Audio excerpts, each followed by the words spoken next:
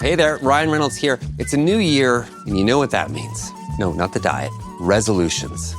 A way for us all to try and do a little bit better than we did last year. And my resolution, unlike big wireless, is to not be a raging and raise the price of wireless on you every chance I get. Give it a try at mintmobile.com/switch. $45 upfront payment required, equivalent to $15 per month. New customers on first 3-month plan only. Taxes and fees extra. Speed slower above 40 gigabytes on unlimited. See mintmobile.com for details. Blog Talk Radio.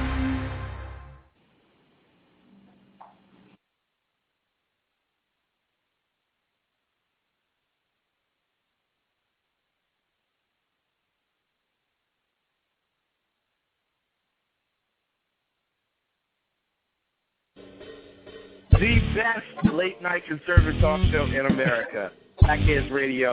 And listen, there are no people better on the air to give you the best in conservative talk than Sackhead Sean and Sackhead Clint. And we're working on the immigration papers for a certain other guy who happens to work here, too. For those who are tuning in around the world to the best in late-night conservative talk, Sackheads Radio. Sack news. Sack news. Radio. Sack news. Sack news. Radio.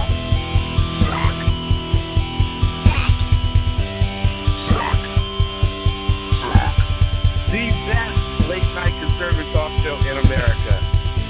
In America. In America. And in this web was a large, I'm pretty sure it was the biggest spider I've ever seen. Merry Christmas, ladies and gentlemen. Happy Winter Holiday Festival. Christmas. Happy Winter Holiday. Yes. Merry Christmas. How are you, my friend? I'm doing well. How are you? I'm doing outstanding. Can I tell you how excited I am about tonight's show? The fact that we have Sacco, who has worked long and hard, who is going to play us live music tonight. He had one job, and he was able to do it. What? You're giving me that look. I just walked in because I just landed. Unfortunately, there's some bad news about that. About Sacco or about the fact that he had one job? The singer that, you know how singers are? No, I'm not. We had a singer booked, and unfortunately, I don't know. The singer just didn't show up. So who booked the singer? I don't want to say. It rhymes with Rocco. Okay. Or Taco. Smocko. Smocko. Okay. However, us being the true professionals and this being Christmas. It's not Christmas. Next week is Christmas. This is our Christmas. This is our winter holiday Christmas. To me, this is the equivalent of waking up as a child, running downstairs, looking under the tree, and you guys are my presents. And realizing that nothing was left because the live music didn't show up, is what you're saying. Yeah, essentially, that's the long and short of it. But hey, we have each other, and, well, unfortunately, that'll have to do. It is going to be a fun show. A lot of our friends are going to call in tonight, talk about the spirit of Christmas, and what Christmas means to them. You know, this year, I think more than ever, Christmas has been removed, attacked, all that other stuff.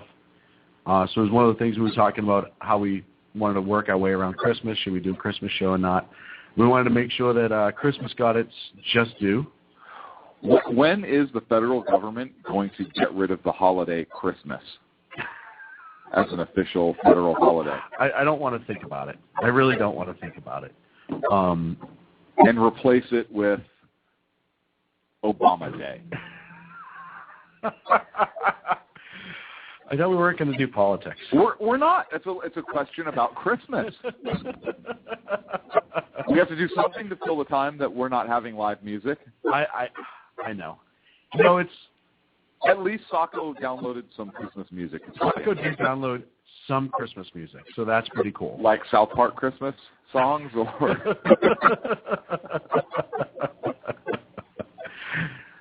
But I want to take tonight, spend time with you, spend time with Sacco, spend time with all of our friends who listen to us, and... So all one of you, hello. Or hey, two of you. Hi, Mary. Hi, Rooster. Tens of people.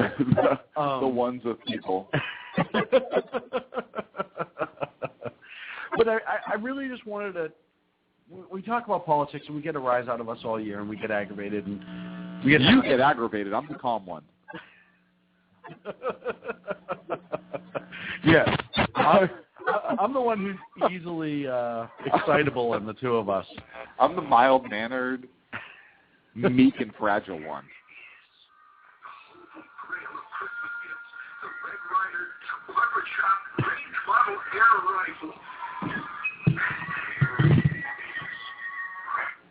Okay, so let's modernize that, and there it was, the POF AR-15 platform in 308. Official rifle of Sackheads Radio. Here's the amazing part. I won't shoot my out with it, but somebody else's, I could if I had to. You know what I mean? Right. There's a reason St. Nick has to call my house before he comes on down the chimney. You can't take any chances nowadays. So, one of the things that we asked, and we will have our friends calling in on Skype and on the line and whatnot, but one of the questions that I said to them that I was going to ask, and I think we can go around the room. I'll even give Sacco a chance at some point. Sacco can't have a microphone. His microphone was attached to the guitar. He failed in that, so you and I can talk. I was actually going to give Sacco a microphone tonight because we weren't doing politics. Right. So, yeah. So he's got a big old chicken wing in his mouth right now. Which is exactly why I was going to turn it on. It was the Sackhead Christmas party, so we had wings. And I know what it means to me, and I'm always interested in what Christmas means to other people. And not necessarily on a religious base, because anyone who's Christian or Catholic or all the above understands that part of it, but what it means to people personally. Because I think it does mean, outside of the religious aspects, it does mean a lot of different things. So I know for me, Christmas, I had a pretty big family, a lot of cousins growing up. I had 2 sisters and a brother growing up. And for me, it was all about, that was the time of the year that we would definitely get to see all the extended family, go to my grandparents' house when they were alive. Everybody would go up there. And it really, for us, was kind of, it didn't matter what kind of year you had. It was always ending the year on a good note. You had fun. You ate like a machine. Everyone told the stupidest jokes on the face of the planet, at least in my family, just because we're full of stupid jokes. Not that you could tell by listening to this show or anything. However, you know, and all the kids, all the cousins would play outside in the snow. Snow is that white stuff that falls from the sky for you people who don't get snow regularly. California. Excuse me. No. We have Tahoe and Sierra Nevadas. But it was more, for me growing up, it was also about that family nucleus. And you know, we talk all this time about raising kids, and you know, we had the thing with Hillary Clinton a couple months ago about raising a village and all that. But that was our village for the most part. We had, you know, mom and dad who absolutely were our parents, and there was no mistake about that. Well, hang on, I'm just trying to think. Mom and dad were our parents. And what I mean is, like, they were in charge all the time. Right. But we had our uncles and our aunts and even our older cousins who held us to the same values as my parents, and shared those values. And it was like the most innocent time of my life I can remember, like around Christmas. And I know that sounds kind of cliche, if you will, but it was funny, the things you didn't worry about. Yeah, of course, as a kid, you worry about Christmas, presents under the tree, and all that silliness. But for me, it was about the family aspect of it, getting to see them, sharing that time together. Nobody was worried about X, Y, and Z, work, all that other stuff. We came in politics, we talked, but you know, my grandmother would be cooking, people would be helping her out, we'd be sitting around the table, it would be out in the snow. And I think until I die, that's what I remember Christmas as being. And that's something for me, my family is very important to me, as I'm sure many of our listeners share that same regard. Saka says no. Thank God you're not a listener, jerk. Merry Christmas. Yeah. Hey, you don't have a sensitive side, that's why you're a liberal. He has an emotional side, just not a sensitive side.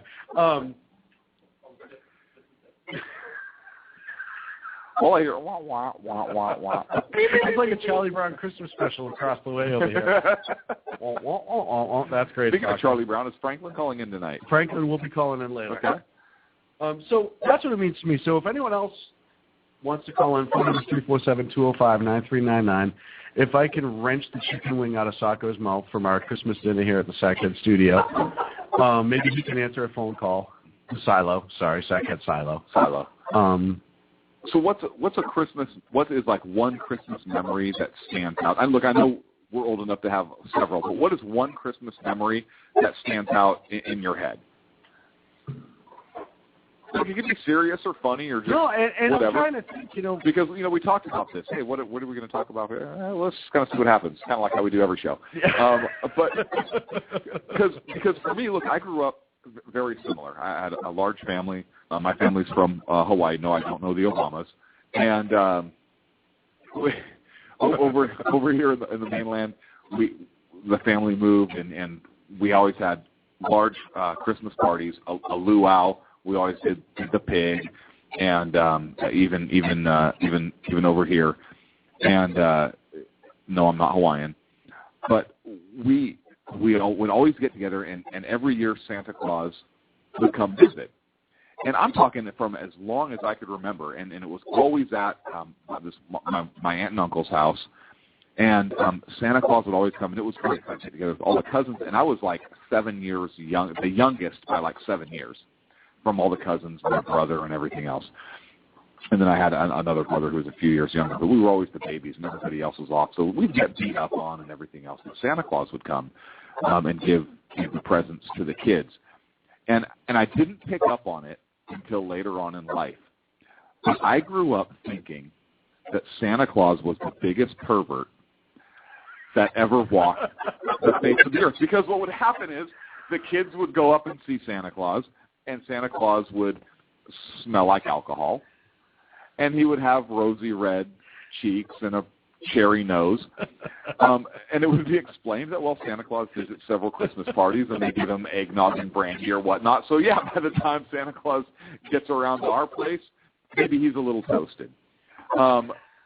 So Santa Claus was hilarious, right? He would always give the kids their presents, and then when the kids were off opening our presents and playing with whatever it is we got, the adults would then have Santa Claus, and Santa Claus would go to the adults. And I remember every time a female who maybe knew Santa Claus would be making inappropriate jokes and grabbing certain parts and basically being really, really perverted.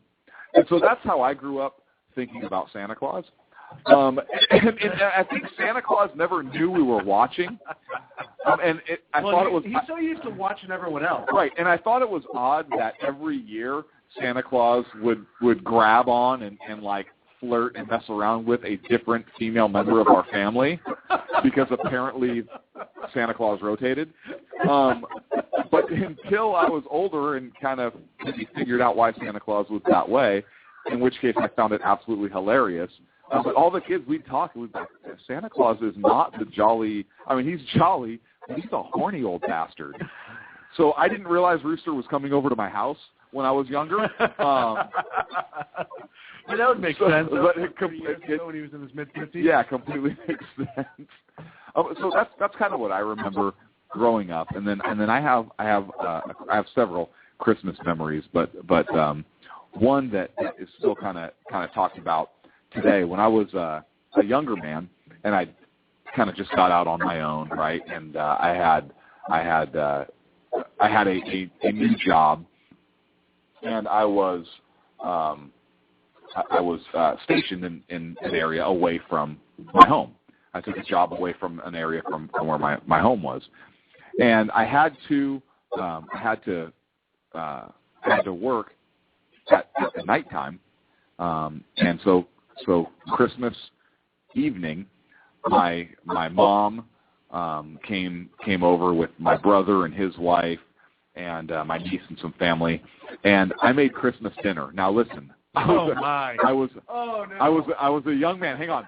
So here I was in my little, oh no, it gets better than cheeseburgers, Sacco. So here I am in my little studio, little 1-bedroom place, living on my own.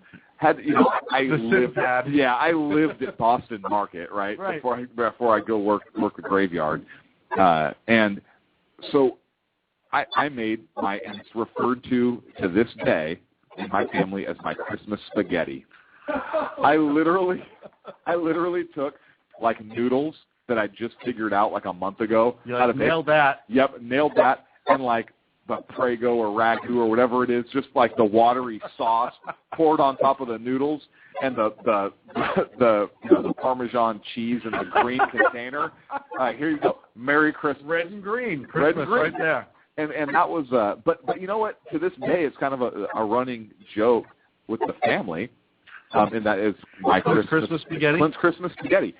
But it meant a lot to me because here I was in new surroundings and during a new part of my life, and my family came to be with me on Christmas. They drove a long way, and they were only there for a few hours, but they drove a significant distance to be with me for those few hours and eat dinner to give me a nice Christmas.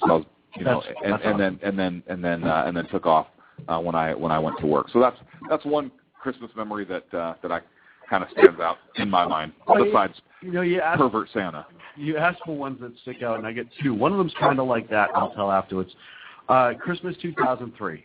It was the last Christmas that my father was alive, and I can remember being my uncle. After my grandparents passed, my uncle Fred actually started holding the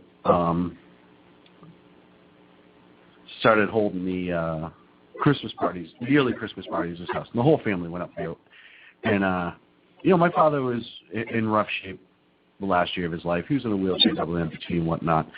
But I just remember my nieces, my nephews, just everyone being around him. And we all kind of knew there wasn't a lot of time left. So that was one of the harder aspects of it. But I remember it being a great memory because we laughed. We had all my uncles were there, all of his brothers, his sister, the whole family. We just ate and had a good time. And obviously we'd all been stressing about how sick he was.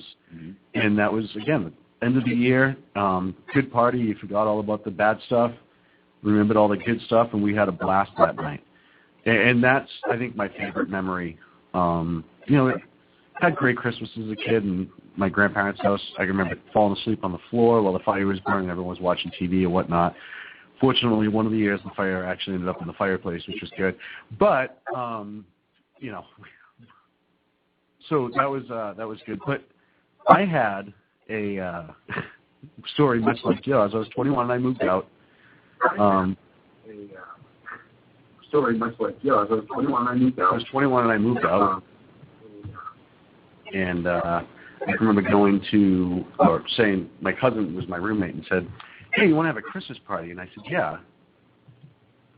Sorry, we're getting a little feedback. I said, "Yeah, but I have an idea. I know my family, and I know if we have a Christmas party, they bring certain things, staples, booze and food. And they bring a lot of it. So let's do this. We'll have a family party on a Friday night. Saturday night, we'll have a friends party." We had the best Christmas party for our friends on Saturday night because Friday night, the whole family came over and bottles of booze, cases, all that stuff, all the food that you could possibly imagine in one place. Had a lovely time with the family. The family was great. And but then that next day, pulled everything out again. We had to have had, it was a small 2-bedroom apartment. We had to have had 100 people in there. And we had enough booze and food. It was the best party I've ever thrown in my life. A friend's party. Yeah. So did you sit down with all that booze and food and watch seasons 1 through 23? Is that because that's what I'm getting from this? No, it was a great Christmas party. There was 0 problems, which is always nice because when you're 21, you invite more than 3 people at your house. Something's getting broken and something might get lit on fire. You never know. And somebody's going to be naked. I'm not lying. Right, and somebody's going to be naked. Yep. And saran wrapped to the couch. But everyone was very well behaved. But I can remember just having all these friends over and having such a great time, and it happened that we actually had all that stuff. So Well, fortunately, our first caller is going to join us and tell us what Christmas means to her. Tamara Jackson, are you on the air? I am. Merry Christmas. Merry Christmas. Merry Christmas, guys. I was just listening to your party with making people saran wrap to the couch. What's wrong with that? Well, That's it's definitely not a Norwegian Christmas. It could be. No, it's a New England Christmas. We do things a little bit different over there. You Bostonians are wild. But it was one of those things, you know, you're 21. When you have parties at your house when you're 21, and it's the first time you're out and about on your own, you do stupid things. You know what I mean?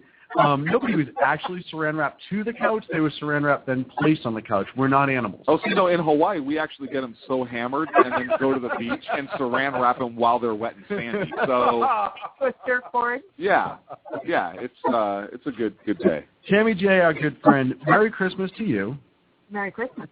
And as I told you when I asked you to come on, the first question we're going to ask is, what does Christmas mean to you? Well, first of all, in Norwegian, it's I can't even say it now. Go Yule. Go Yule? Go Yule. It just means good Yuletide. Mm-hmm. And, yeah, big old Norwegian family. I loved Christmas growing up, and I still love Christmas. And we're very traditional. We weren't so much the Santa Claus group, even though, you know, I don't ridicule anybody with the Santa Claus thing going on. Right. But we were more of the old traditional thing. I always went up to my grandma's house, and like you guys, I had a big family, but I mean really big, because my grandma and her 3 siblings, all the relatives live on about 40 acres near about 12 miles northeast of Salem, Oregon, in a little gorgeous town called Silverton, Oregon. And they're up in the hills. They're grass seed farmers. So most of my relatives are either there or they're in Norway. And my immediate family, we lived in Bend, which is high desert country, outdoor country, but we always came over for every single holiday there was, and Christmas was the biggie. So on the family land, there were about 40 relatives, and when I was really little, we all had one Christmas together with great-grandma, and then my grandma and her siblings, and then all the kids and grandkids down. So it was huge at my great-aunt and uncle's house. And there would be 45 people there. Did you have to get a permit from the government in order to have such a huge celebration?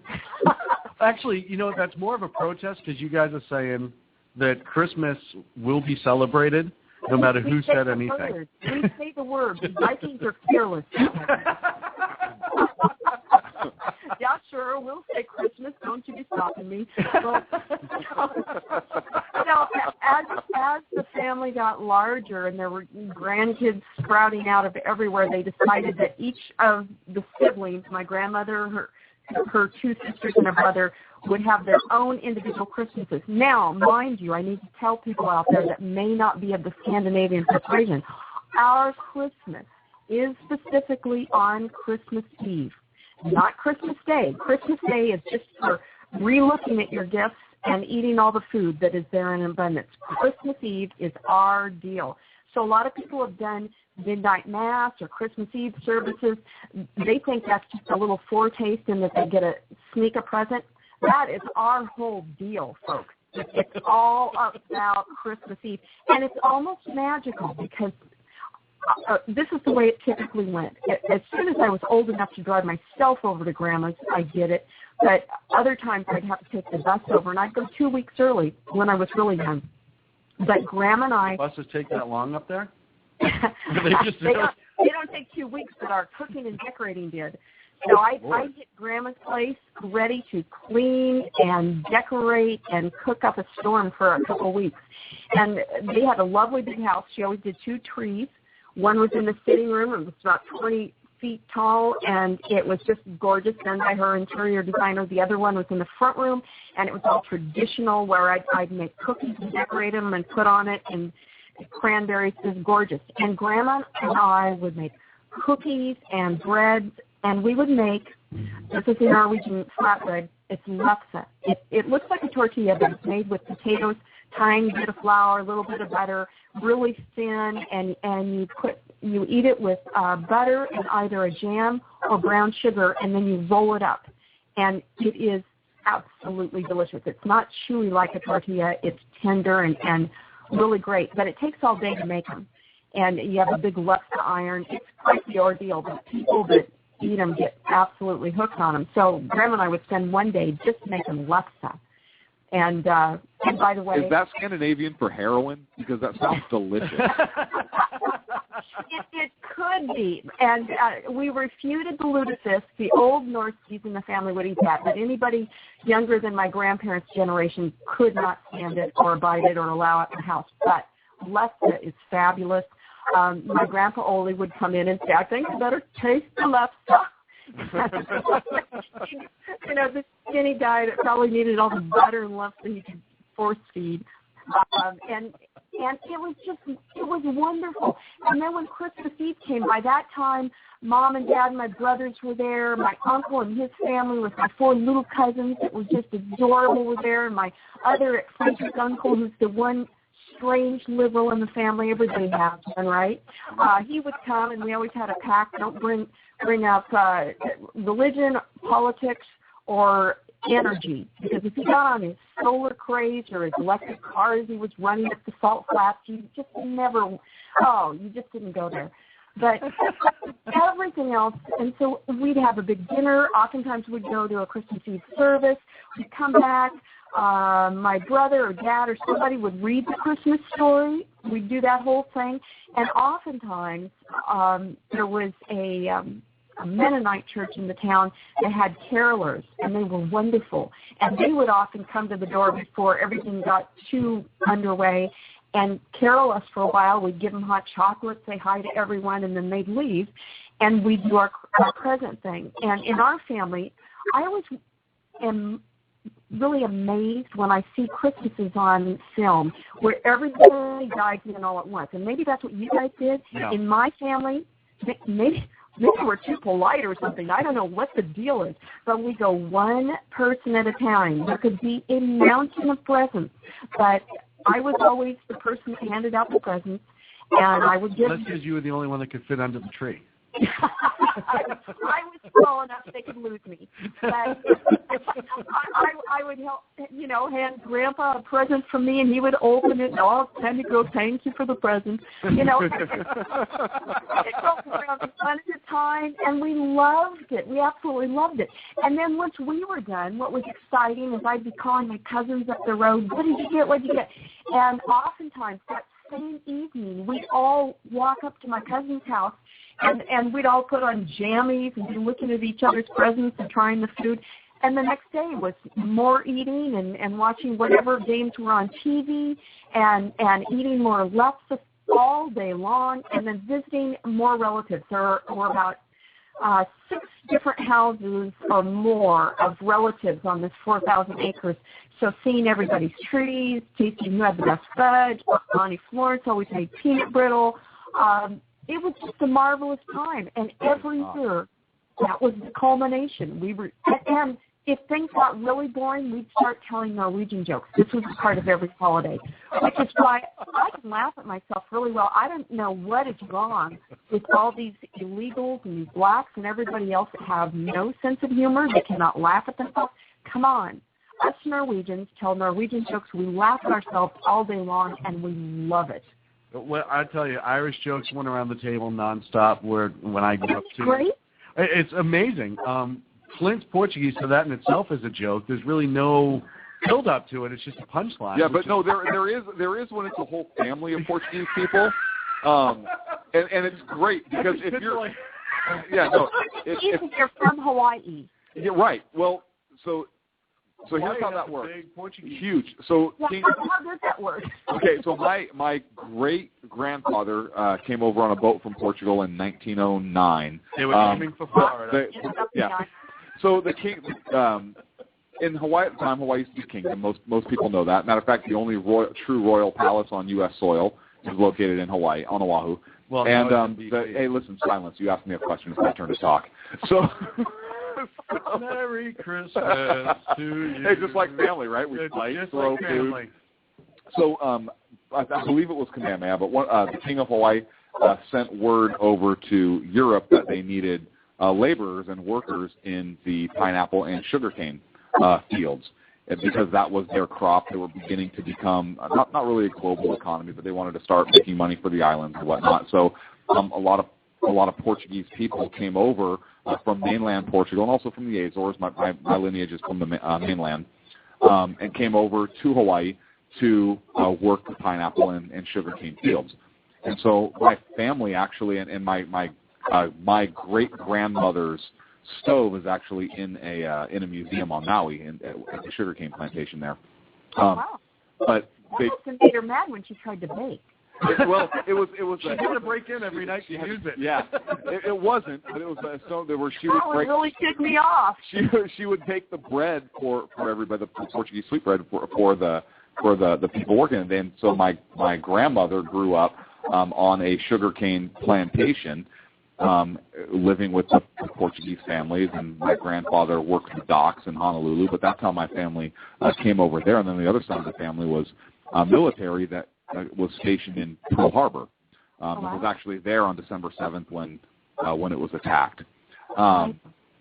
So the two families grew up together, and my mom and dad grew up together, and that's kind of how they met. But that's how the Portuguese. There's a large Portuguese population in Hawaii. So even though I'm not Hawaiian or whatnot, it's different over there. You go some places on the islands, and the locals aren't too fond of the white man, Mainlanders, yeah. Right. I've only been on Oahu. Right. So but some places you go, and as soon as they look at you and you can talk local or you're eating the local food or whatever, and hey, you're not a Hawaiian or whatever, say Portuguese or whatever, and then it's okay. But so Portuguese people typically are okay if you're from there or you got family from there. Hawaiians are okay, a lot of the Asians, but it's kind of different. So that's how Hawaii actually has a very large Portuguese population. I had no idea. And by the way, guys, a bunch of people are also. I was doing a little bit of the chat in the Sackheads room, but I'm also in chat for the Universe, and a lot of people are over there, and they thought you guys were going to have a singer. Then they were telling me to sing, and I said, no, I'm not going to sing. Well, wait a minute. No, wait a minute. Well, hang on a second now, Tami. What? Our singer was supposed to be here, and situation beyond our control could not. Unfortunately, Frank Sinatra had died. Right. But if you wanted to sing us a Christmas song, we would be delighted. No, that's okay. I used to sing, but I don't think this is the time to reprise it. Sako is itching. Sako is all ready to play on the guitar. He wants to play. Wow. Sako is an amazing musician. He's a really talented kid. He actually does all of our music. He does all of our sounds and our music on our show. So that's Sako. His name rhymes with taco. And his name rhymes, which is great. Yeah, it makes me hungry every single time I think of it. So. Basically, that was my Christmas memories. I mean, tons of family, and this is what's interesting is you guys were talking about all the booze at yours. Well, Grandma and her siblings, they weren't some weird cult or anything like every other Norwegian on the planet. They were Lutheran, and I'm not at this time, and what have you. But they were pretty strict about drinking and such. And so there was no booze when the older people were there. If as younger people, as we grew up, there might be beer and such involved, but not at the grandparents' houses or anything like that. But what was funny is we had so much fun. Most people thought we were drunk, so we didn't even need it. I mean, there was so much laughter. People would come over and say, did you guys spike that punch? What is going on? I said, no. What is in that eggnog? This is the way Norwegians are. And every cousin that I've met that come over from Norway, their first reaction when they meet me is they laugh out loud and they say, you couldn't look more Norwegian if you were over there standing on a fjord. Oh, yeah. And because I look just like all the cousins, same, I guess we come with the same template. And I don't speak a lot of Norwegian, but what I do speak is appropriate, so I sound Norwegian. But, they all have the same sense of humor. They're hilarious. They can laugh at each other, and I guess that's how we say sane. I think the sense of humor came in when they had to stop the anger management stuff and stop the marauding of all the countries over there, and then they learn to have a sense of humor, and the rest is history. Well, when you live in a place that's that cold for that long, if you can't laugh about it, really.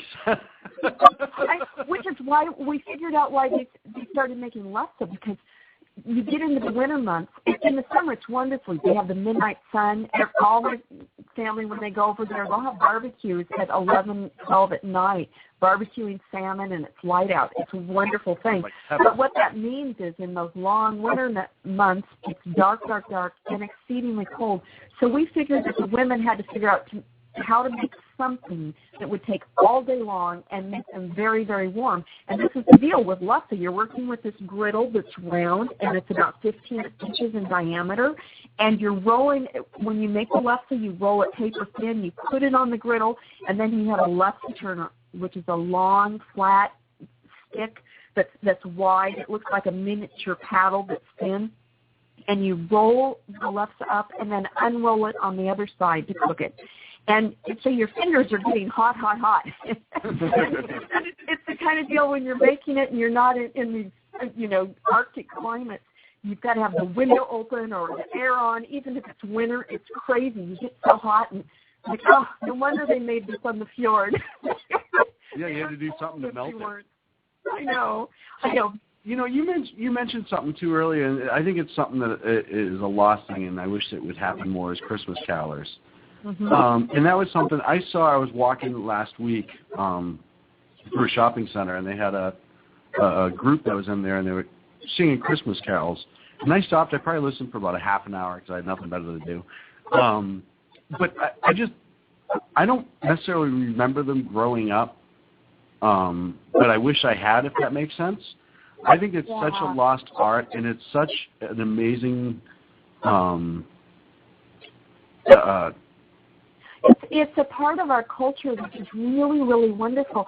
And I'll tell you, not only did we have carolers, but in the last 15 years or so, when we've often had our Christmases up in the Portland area here, and things have gotten a bit smaller. My mom passed away, and Grandma and Grandpa passed away, which was really tough. But, I think anybody worth having, you're going to miss them when they're gone. But we've changed things around a little bit, but the basic structure is still there. We still read the Christmas story, just like in Charlie Brown, and oftentimes we sing Christmas carols. And it's fun because my little nephews that are 6, 9, and 10 absolutely love to sing. They play the piano. I play the piano and sing. And everybody, I don't know, we're kind of like... I play a mean iPod. There you go. We're like the Norwegian version of the Robertsons. And we have fun regardless, and we sing these songs, and they mean a lot to us. I'm so musically inclined that I just found out a couple of weeks ago that the piano is a string instrument. It is the basic of all instruments. I tell everybody that. I thought the ukulele was the base of all instruments. Boy, was I wrong. Well, up until a week ago, you thought a soprano was just a TV show. So, I mean, you were really out of it. You mean it's not? No. And Don Ho was a crooner. Yeah. Wait, he is. He's just a crooner. Hey, we're up against the break. So, Tami, thank you so much. You bet. It is always a pleasure talking to you. And Merry Christmas if we don't talk to you family. again, Merry Christmas to you. And Merry Christmas to you guys. Thanks for having me on and letting me yammer on a bit. Oh, no, it was a pleasure. Anytime, Tami. God bless. God bless. Bye-bye, guys. Bye, Tam. So we're going to be back here in a minute. Yeah, I already said it was up against the break, so why are you doing back it in again? the radio show. Well, you'd always do that. Go into a break? No, I can't. You know why? No, you know what? What? Because it takes a second time for you. Okay.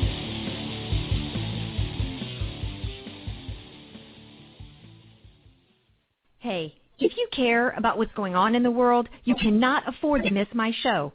Hi, this is Andrea Kaye, your host of The Andrea Kaye Show. It's not always about the money. Okay, it is always about the money, but it's also about politics, pop culture, and you. The only thing street about this show is the smarts. There's a reason they call me Dynamite in a Dress, and you'll find out why when you listen Tuesday mornings at 10 on Financial News and Talk. Hello, I'm Paul, a student at Hillsdale College.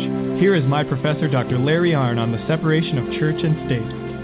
America's founders believed in the separation of church and state. in that the country was not to have an official religion or an official sect.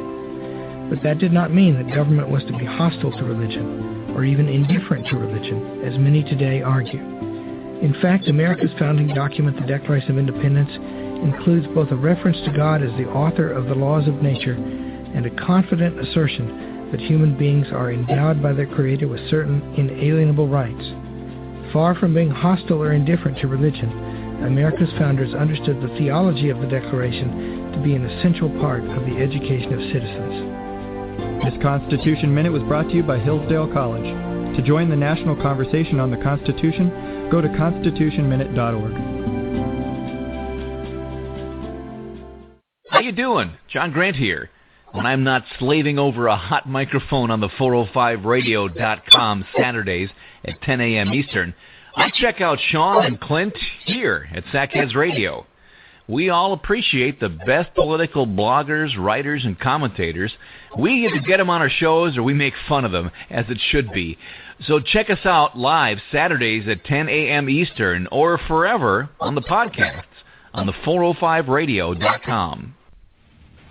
Hey folks, it's Sean from Sackheads Radio. As a native Bostonian, my heart broke on April 15, 2013, watching those horrendous attacks at the Boston Marathon. Now there's a way that you can help. Go to onefundboston.org, onefundboston.org, where you can donate to help the victims and families from this awful attack. Onefundboston.org, all the proceeds will go directly to the victim's family. Thank you very much from Sackheads Radio.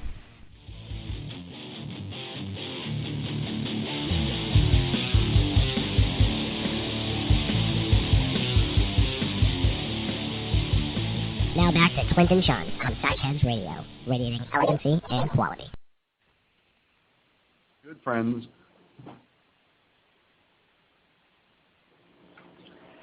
Hey, we're back from the Sackheads Radio Show.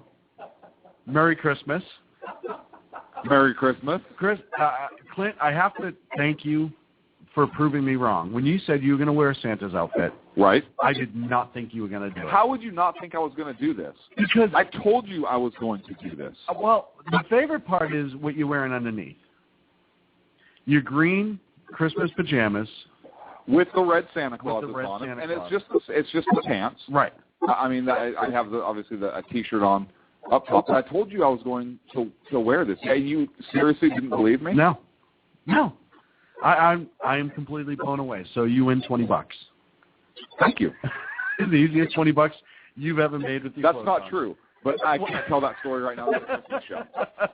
This is a family show. It's a family show tonight. Even though I talked about perverted Santa Claus earlier.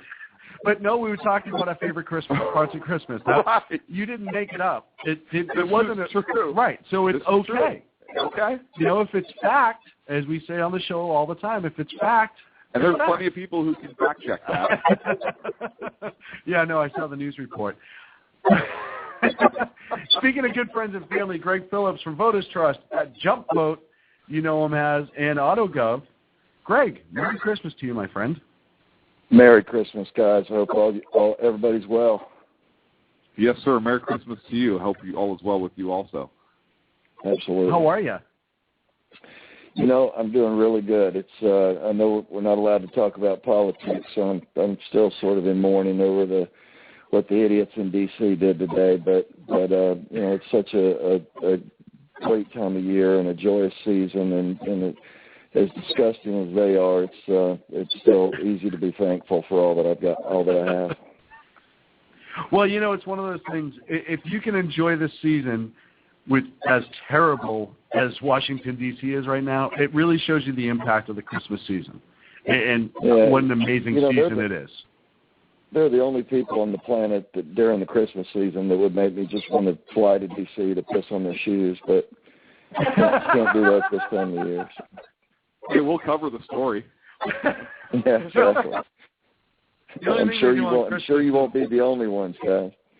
The only thing they do on Christmas is pass horrible laws. Now, Craig, I got to ask you, like I ask everybody else, what does Christmas mean to you?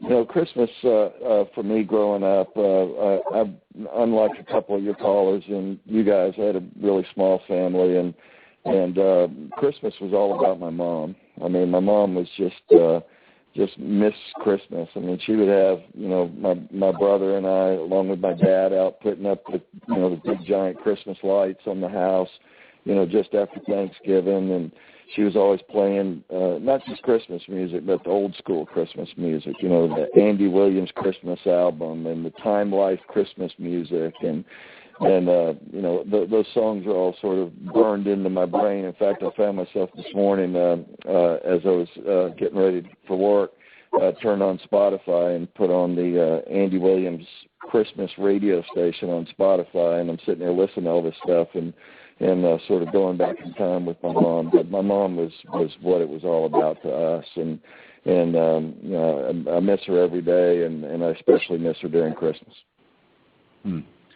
Yeah, I definitely feel you on that. I'm the same way with my dad, and now my whole family, because they're 3,000 miles away, with the exception of my wife and my small portion of my family out here.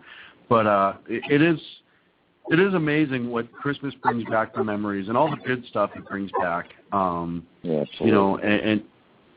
And you said you had a good story earlier. I was thinking about how to tell the story because, like so much of all our lives, we have kind of the wreckage of our lives and different things that happen to us. And none of us ever want to talk about it because everybody, doesn't want to hear everybody else's issues or problems. And really for me, some of the stories of Christmas are sort of kind of altogether magic and tragic and everything all at the same time. For instance, when I was little, I don't even know how old I was, maybe 6 or 7. My mom thought it would be a good idea to buy me, I don't know if y'all remember these, but it was a milk carton, like the old school milk cartons full of those candy Whoppers. You know what a Whopper is? It's like a chocolate ball of something. I don't even know. It was kind of half crunchy inside, and I got my big thing of Whoppers, and I started eating those things. About an hour later, I realized that I had consumed the entire milk carton full of these Whoppers. And to this day, occasionally I'll walk into a Walmart or I'll walk into a store somewhere, and there'll be one of these cartons of Whoppers, and you almost have to get sick and run out of the store. So the Whoppers are certainly something that was part of my young life as I in terms of tragedies. I had a occasion, my high school sweetheart, when I was a sophomore in college, a girl that I had dated for a number of years. We had just days before this event planned to get married, and I had proposed, and everything seemed great. A couple of days later, actually, I was just thinking about this. 33 years ago tomorrow, I think, she was killed in a car wreck. And it's funny that when things like that happen, and during the Christmas season, and so you've got the rest of the world having Christmas around you, while the tragedies of life and the things that affect us and scar us and really mark our worlds and our lives, are happening to you, and it's also very personal. And I was trying to remember that Christmas, and I always think of this event during Christmas time because that's when it happened. But as I was on hold, I was thinking, well, how is it that I tell the story? Because I really don't remember it, and I think that part of the magic of the season and part of the solemnity of the religious side of Christmas and so much of what I believe in and what gets me through the world, and in some ways I think sort of blocked all that out of my mind. And so I really don't, I know that it happened, but I really don't remember much of it. So that's kind of the tragic side. A couple of years later, I guess I recovered from that and was had just gotten married, and it was this is probably the other nice callers call in and talk about baking with their families, and you guys coaxing them to sing. Well, I don't bake and I don't sing, so here's what happened to me. My new mother-in-law had just about enough of me, and apparently a little too much I had to drink. So I got booted out of my in-laws' house on Christmas Eve in Jackson, Mississippi. Well, there's not much to do in Jackson, Mississippi in 1983 to do on Christmas Eve, and so I went to the only bar I could find in town that was open. It was the Dutch bar. And I went to the Dutch bar and sat in there and made some famous friends and ended up staying in there for 4 or 5 good hours. I probably had more to drink than I can even care to. Well, at some point, I decided it was time for me to go home. And I didn't care what she said, and she was probably asleep anyway. So I don't know how I procured the hubcap, but somewhere between the Dutch bar and getting back to my in-laws' house, I found a hubcap that I dubbed a Christmas hubcap because it was Christmas, and you know that's what you do, right? I mean, I felt blessed and lucky that I'd found a hubcap, and I had probably 25 beers to drink, and I stumbled my way into their house and think, what's the first thing you're going to do with a Christmas hubcap? You're going to put it on the tree, right? Hubcaps don't hang on trees well, and when you try to hang the hubcap on the tree, it has a way of sort of pulling the tree down and all the ornaments and everything. So I procured a tragedy from a near tragedy, and all of the ornaments and everything else came tumbling down, and it's just you know, I mean, even though I'm no longer married, that Christmas hubcap story is still sort of infamous with my boys and amongst their families. So my advice to all of your listeners is, if you ever procure a Christmas hubcap after being out drinking, it don't belong on trees. Just put it under the tree, or put it on the car, or put it somewhere, but do not put it on the tree. It just doesn't work. Or if you find a way to hang it on the tree, forward that information on to Greg Phillips immediately. Yeah, exactly. And please, you know, in this day and age of video, you know, please get out your phone and as you go to hang it on the tree, please video it. I would give most anything to have a video of that event. 4 a.m, drunk, standing in my in-laws' house that I've already been kicked out of once. Hanging a hubcap on the tree. You know, what are you going to do? And then kind of accelerating into this year, it's just such a joyous time for me. My son and my beautiful daughter-in-law had a baby, and I'm a grandfather, and he just learned to sit up this week, and they sent me a video tonight, and it's just, you know, for your listeners that aren't grandparents, I can just tell you that it is the most joyous and wonderful experience ever, any time of the year. But just knowing that he's going to get to experience his first Christmas, and growing up with 2 wonderful parents like they are, it's he's going to have a wonderful life, and it's great to be part of that. That's outstanding. I have a couple comments, and congratulations again. I'm not a grandparent, but I know a few, and they say it's the best part of parenting is becoming a grandparent. I don't know what they mean yet by that, but a couple comments from the chat room. The Exceptional Conservative Show is pretty sure that chicks dig a hubcap tree, so that's kind of important. We occasionally make sackhead law on this show, and I'm being told by Rooster in the chat room that this is Law 17, Sackhead's Law 17. If you procure a Christmas hubcap, do not hang it on the tree. Or a hubcap. Yeah. Because if you procure a Christmas hubcap, you definitely don't want it on the tree. So maybe we can make that 18. But Christmas hubcap, maybe we can make it a subsection. Would be 17. Yeah. So subsection B might be hubcap. Christmas hubcap. Just, you know, fair warning to everybody that you know that marriage did not last, and you know I'm most convinced that hubcap had something to do with it. And probably not all the beer I had that night, but I'm sure that hubcap and that tree crashing with all those ornaments on the floor had something to do with it. Well, wait a minute. Was it like a Japanese car or a foreign car? Because that could very well have had something to do with it as well. Well, I have to admit, I had been at the Dutch bar for at least 4 hours, and I'm totally uncertain that I know the answer to that, but I'm pretty sure that this was like an Oldsmobile or a Buick hubcap. This was not a Volkswagen hubcap or back then they were Datsuns or whatever. This was a full size. Do they make hubcaps anymore? You used to see them on the side of the road all the time, which I assume is where I procured mine. But I don't think they do. Well, they certainly don't make Christmas one.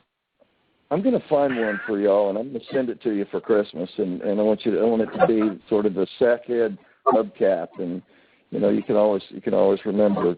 Just hang it on the wall. Don't hang it on a tree. Just remember the rule. It'll go on the wall. We'll put it with a big red bow, and I'll be happy to send you the address. Or even better, we can find a way that we can just deliver it in person. I think that would probably be the best way. That's what we need to do. We can maybe we can have just make an occasion out of it. We can go protest Mitch McConnell's lock and dam, and then we can go over to D.C. and we can piss on their shoes, and we can take our hubcap with us, and maybe we can even ask Obama if we can hang the hubcap on his tree. It should be big enough, right?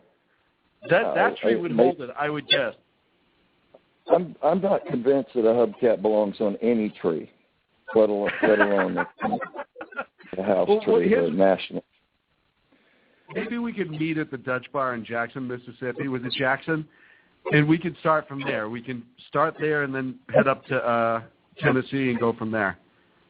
I also bet that I am not the only one that's ever procured a hubcap on the way home from the Dutch Bar. Oh, that story I had tears coming out of my eyes because the thought of, I just picture myself, when people tell me stories, I'm one of those people, I picture myself in that situation, and I can't say that I would do much different. Yeah, well, so to see you come home. Somewhere that you've already been kicked out of, and that was the best part. And I was just trying to participate and be a good family member, and it just didn't work. Well, that's the thing is, and we've most of us have probably been to the point in our life where we've had a couple extra drinks that we probably shouldn't have had, and especially when you're trying to make up for something, somewhere in your mind you're like, well, I got to bring something nice. It's 2:00 in the morning on Christmas. I don't know. Oh, a hubcap. Oh, that'll work. Who doesn't need a hubcap laying around the house? So you can imagine my poor mom who's just wanted to be at home listening to Andy Williams records or something like that and singing Christmas carols to herself. And my dad, I get my dad on the phone and tell him what happened. And my dad's like, "What's wrong with you? What would make you do that?" And I said, I don't know. Can I talk to Mom? He said, not if you're going to tell her that story. Make something up that's much better. Yeah, I brought him a fruitcake or something, right? Yeah, exactly. Hey, at least you didn't bring him home a whole Oldsmobile. You got to look at this. Hey, I brought you a car. It's in the living room. Wait, what? So your listeners tonight can all just imagine as they walk past their tree and look at all the beautiful decorations, just how it might look for that brief moment before it all crashed to the floor with that hubcap hanging on it. Oh, Greg! I want to propose something.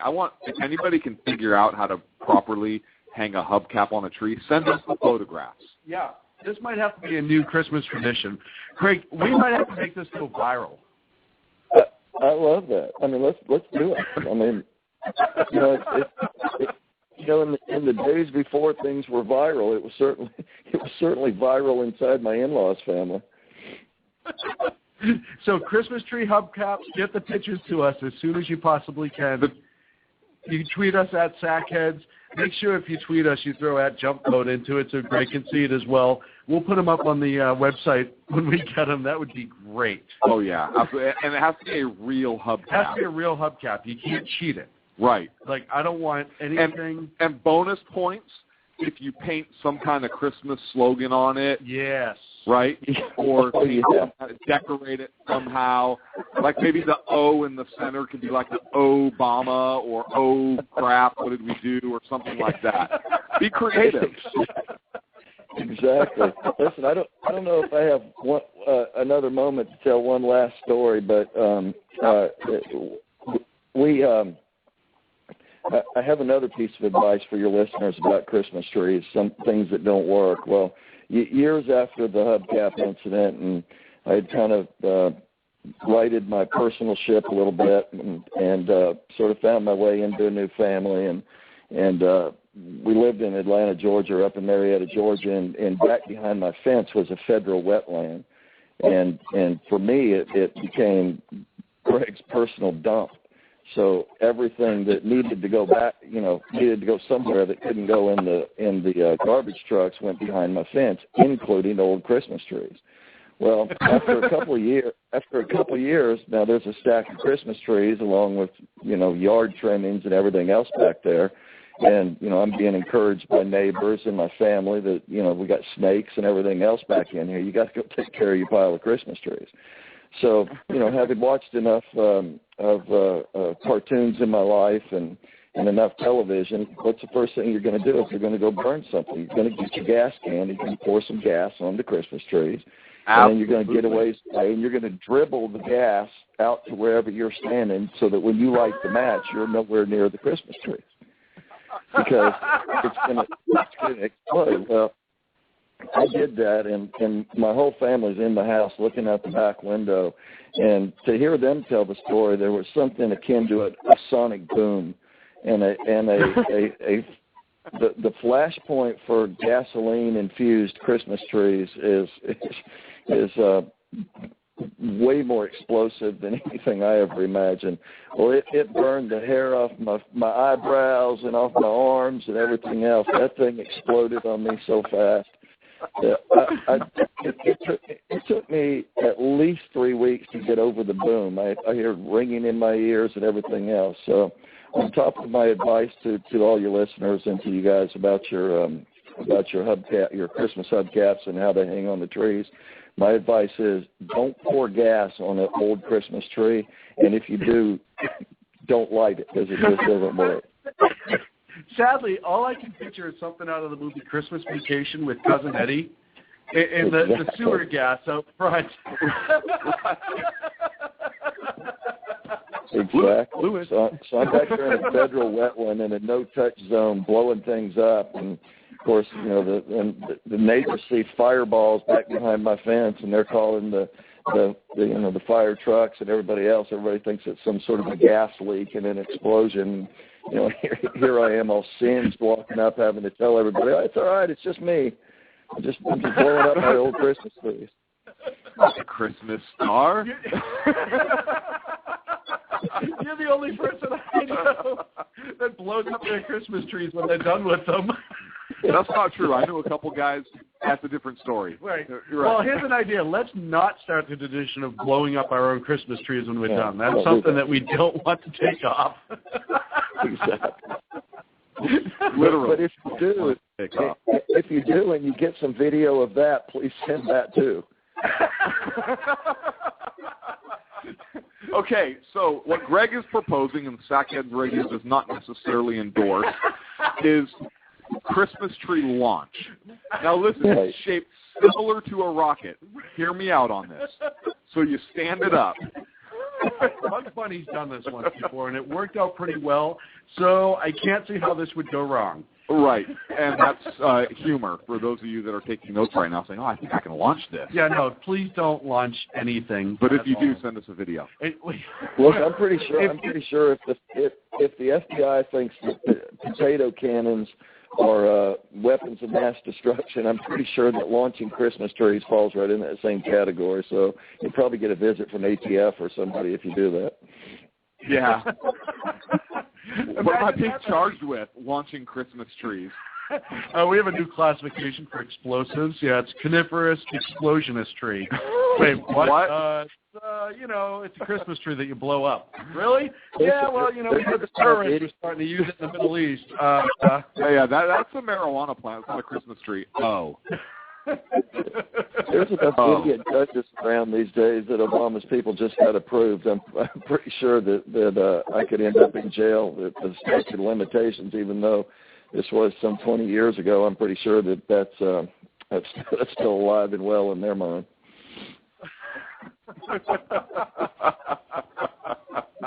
Well, Greg, it's one of those things that if it does happen, we'll bail you out. I appreciate that, and I really can't wait to see some of the Christmas hubcap pictures if we find anybody that's got one. And I'm pretty sure what's going to happen is all over America, hubcaps are going to go missing. Yeah. we're gonna be sued for reimbursement of all these people's hubcaps. Exactly. But if we get a good picture, it might be worth it. If we get just one. Hey, it's a lot like the liberals. If your hubcap is taken, but somebody else can use it better, right, then it's okay, right? Yes. So your personal property is taken because somebody else needed it for Christmas. That's okay. That was my theory on the Christmas trees, too. Nobody else was going to get my Christmas tree, right? Yeah, but they kind of did because you paid taxes on the gas you burned them with. So, they still got their percentage one way or the other. Hey, Greg, we're up against a break. Thank you so much for joining us this evening. Thank you so much for the stories. We wish you and your family the merriest of Christmas. Merry Christmas to you, Greg. It's been a pleasure, sir. And we will talk to you when we pick up politics again, because I know there's a couple things you want to come on and talk about, and we absolutely need to make that happen. Sounds great. Merry Christmas. Happy New Year, guys. See you soon. Merry Christmas and Happy New Year to you. God bless. We'll be back in a few here on the Sackheads Radio Show. 347-205-9399 if you have a funny Christmas story.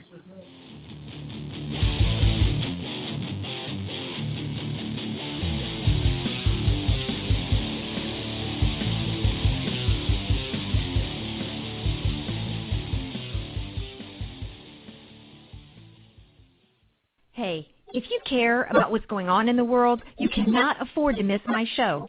Hi, this is Andrea Kay, your host of The Andrea Kay Show. It's not always about the money. Okay, it is always about the money, but it's also about politics, pop culture, and you. The only thing street about this show is the smarts. There's a reason they call me Dynamite in a Dress, and you'll find out why when you listen Tuesday mornings at 10 on Financial News and Talk. Hello, I'm Paul, a student at Hillsdale College. Here is my professor, Dr. Larry Arnn, on the separation of church and state. America's founders believed in the separation of church and state, in that the country was not to have an official religion or an official sect. But that did not mean that government was to be hostile to religion, or even indifferent to religion, as many today argue. In fact, America's founding document, the Declaration of Independence, includes both a reference to God as the author of the laws of nature and a confident assertion that human beings are endowed by their Creator with certain inalienable rights. Far from being hostile or indifferent to religion, America's founders understood the theology of the Declaration to be an essential part of the education of citizens. This Constitution Minute was brought to you by Hillsdale College. To join the national conversation on the Constitution, go to constitutionminute.org. How you doing? John Grant here.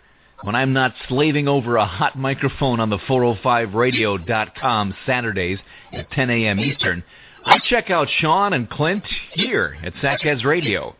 We all appreciate the best political bloggers, writers, and commentators. We either get them on our shows or we make fun of them, as it should be. So check us out live Saturdays at 10 a.m. Eastern or forever on the podcasts on the 405radio.com. Hey folks, it's Sean from Sackheads Radio. As a native Bostonian, my heart broke on April 15, 2013, watching those horrendous attacks at the Boston Marathon. Now there's a way that you can help. Go to onefundboston.org, ONEFUNDBOSTON.org, where you can donate to help the victims and families from this awful attack. Onefundboston.org, all the proceeds will go directly to the victim's family. Thank you very much from Sackheads Radio.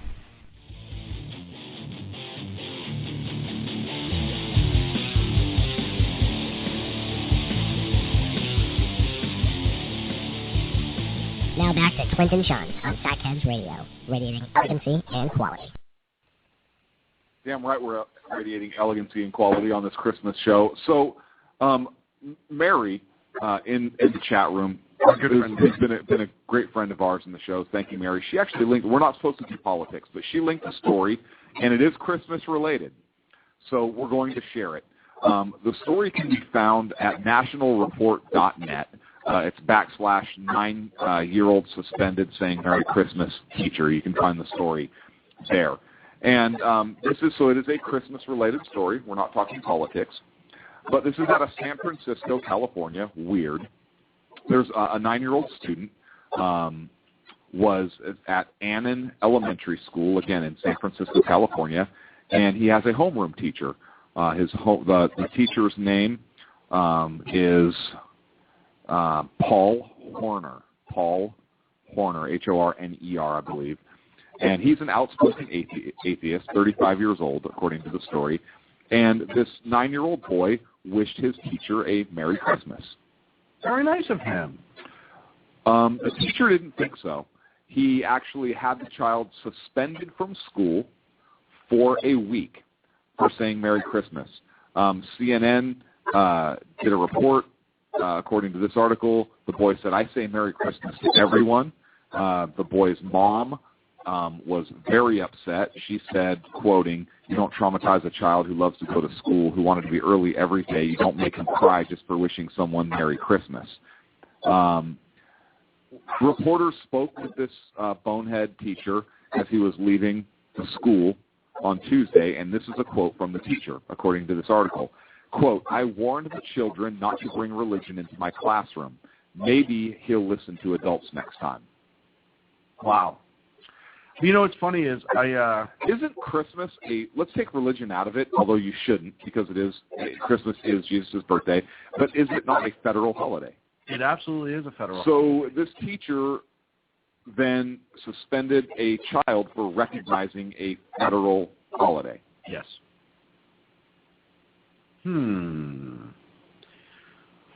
Now, there's you can probably get an email for him. We're not going to give the email out. I don't know if it's an elementary school email or if it's a personal email. So in case it's personal email, we don't want to do that. We'd like the school to know, though. We don't want to give it out. We'd like the school to know. And again, this is Annan Elementary School, ANON, in San Francisco, California. This jackass's name is Paul Horner, Horner, and you can find the story. So, I encourage you to make some calls. Yeah, feel free to call the school. Feel free to call the school. Why this student was suspended. For recognizing a federal holiday. I wonder if he'd be suspended if it was the 4th of July. I wonder if he would be suspended for Cesar Chavez Day. Yeah. Well, not in California. Right? Yep. What about Martin Luther King Day? Absolutely not. What about if he said Happy Hanukkah? Probably not. Happy Kwanzaa? No. Very Festivus? Hey, nothing. Huh. Happy Spaghetti Head Day. Doesn't matter. Okay. So if you want to speak out to the school and file your distrust in a professional manner as a citizen, hey, you have the right to do that, I think. Just let them know. So thank you, Mary, for bringing that story to us. This is absolutely ridiculous. It does have to do with Christmas. Absolutely, and tell them your good friends from the Sackheads Radio would love to chat with them about this. So absolutely, and we'll be trying to make a call also. Although I know what the I think I know what the response is going to be from the school. I think if we call I don't know if they'd comment or not. We're certainly going to try. Ooh, I love to dance a little side step. Now they see me, now they don't have come and gone. So they can either do the carny, that's one part, or we may get another response.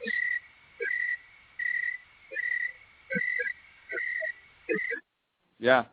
Okay. That's probably going to be... I also want to note out, too, and this is, a time of year, we live in a country in which people are ridiculously generous. And that's a proven fact. We're one of the most generous countries on the face of the planet. Mary was talking in the chat room, we were talking about when she was younger, she had a house with 10 kids in it, I believe it was, and she was in Cincinnati, Ohio, and St. Vincent de Paul Catholic Charities used to help them at Christmas and their family. And there are a lot of great charities, a lot of Catholic charities, but also not during this time of the year, that do some amazing work and bring holidays to people who may necessarily not have been able to do it themselves. And I know where I was growing up, there was a lot of charities, mostly Catholic, but not a lot weren't, that would do the same thing. So if you have the ability and you know a charity that you trust and you know does really good work, feel free to really help them out and donate or volunteer your time or anything of the sort and help out those families who are maybe a little less fortunate. But, Christmas is about family, and sometimes it lifts that burden. I know there's a lot of groups out there that do amazing work this time of year, and I just wanted to take a quick second to recognize that. I wanted to get past that last story that aggravated the hell out of me to something. It's a Christmas story. It's a Christmas story. Let's see. Oh, good. So Disney every year does like a candlelight vigil, and it's at the Epcot Center over at Disney World. And every year the candlelight vigil, they used to read One Solitary Life. And the vigil it's basically a lot of Christianity in it. And One Solitary Life is a poem that was read every year. Well, they decided to cut it out this year, and we're going to read the poem here tonight because I think it's important and it has to do with Christmas and Christ. But they cut it out, and the official reason they gave was time constraints, and they plugged it in with something else without a direct reference to Christ and it does, in fact, I guess, save time. The time it saves isn't a significant amount. But just that's kind of an aside. And I'd like to read it. It's called One Solitary Life. You can Google it. It's pretty good reading. Did you want to read this? No, go ahead, please. Are you?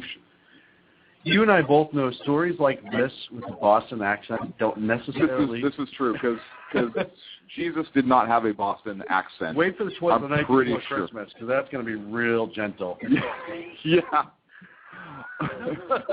So he was born in an obscure village, the child of a peasant woman. He grew up in another obscure village where he worked in a carpenter shop until he was 30. He never wrote a book. He never held an office. He never went to college. He never visited a big city.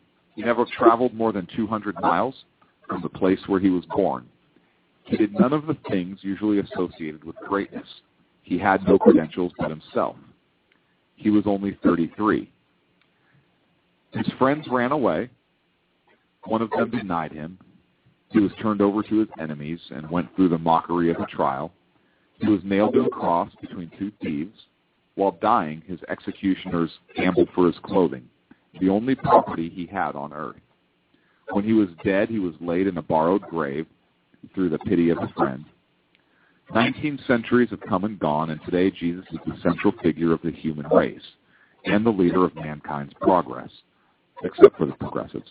All the armies that have ever marched, all the navies that have ever sailed, all the parliaments that have ever sat, all the kings that have ever reigned put together have not affected the life of mankind on earth as powerfully as that one solitary man. And I thought that it's powerful, and you saw how short that was. And ridiculously powerful. Yet, obviously, Disney wanted to save time, so I get it. It's just ridiculous. That was how they did it. But what a very powerful poem. And it basically says, listen, Jesus had more impact, and Christianity has had more impact on history for good than any other person or all the other people that were listed in that poem combined. So I wanted to read it here on the show. Since Disney won't, obviously we have just as many, if not maybe just one or two fewer listeners than Disney has, fans than Disney has. A couple. But hey, we can do our part and our little piece here. And you know, we say it all the time, and I've had this argument before: is freedom of religion is not freedom from religion. Yep.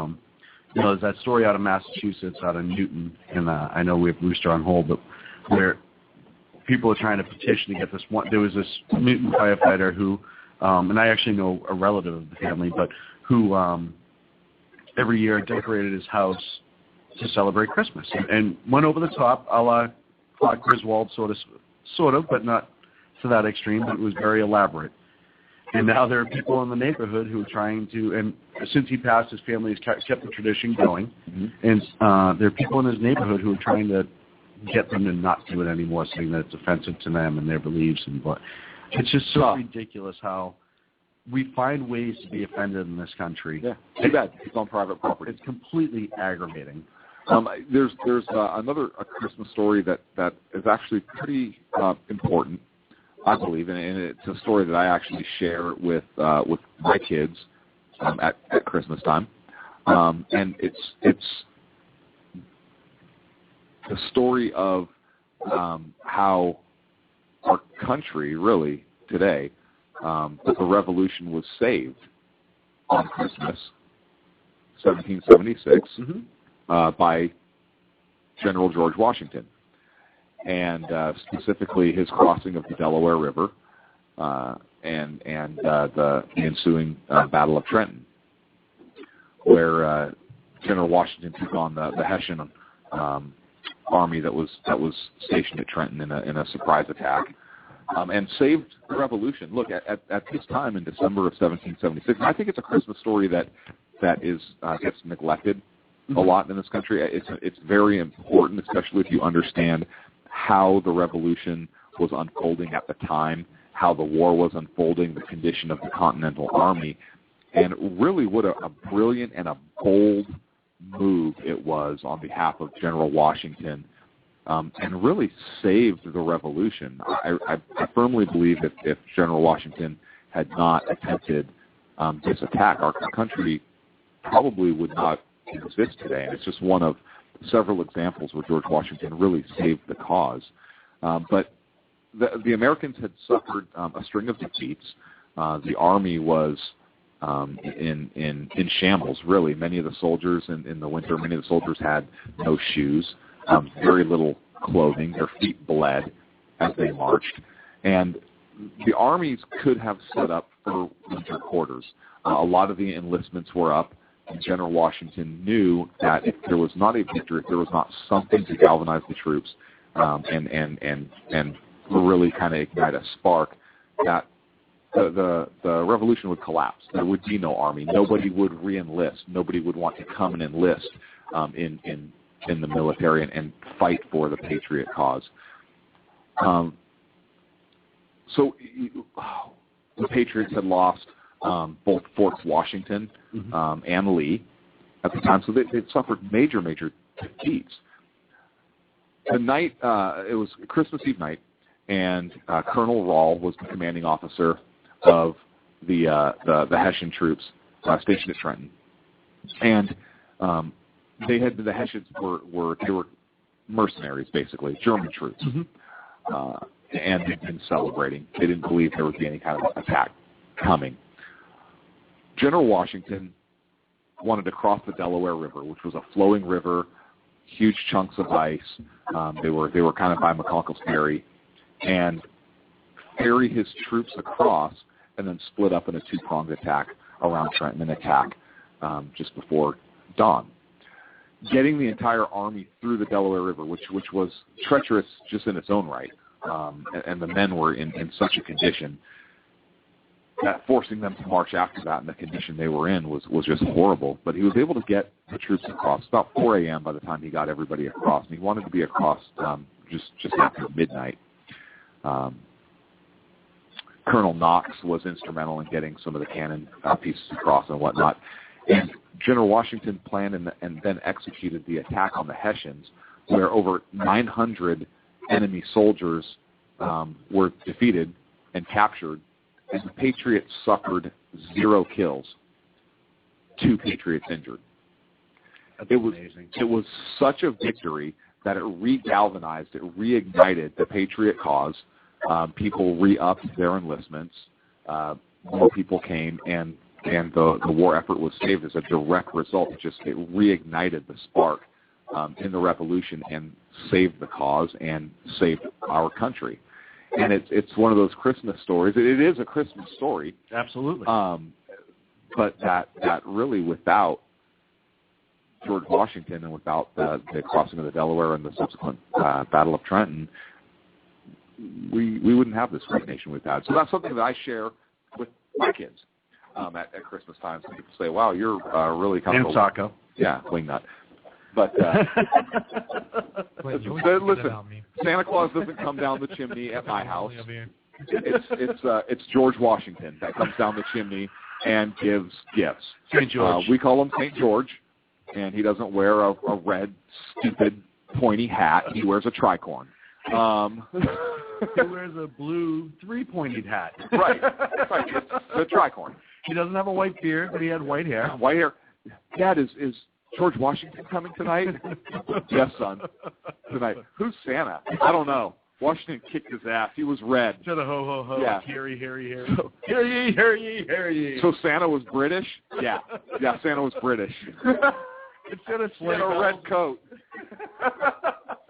Instead of sleigh bells, it's the flip-flop of the horse. Yeah. Oh, I think I can hear his sleigh coming now. That's right, son. Santa was a red coat. Rudolph? Yeah, he was a German. We'll get to that later. We kicked his butt, too. That's excellent. Well, why don't we do this? Because I know we have Rooster and Ken on hold to talk about Christmas. Let's take a break now so we have enough time to get them both in. 347-205-9399 is our phone number. Thank you so much for joining us on our Christmas Spectacular. We appreciate you spending time with us. We'll be back in a minute here on the Sackheads Radio Show.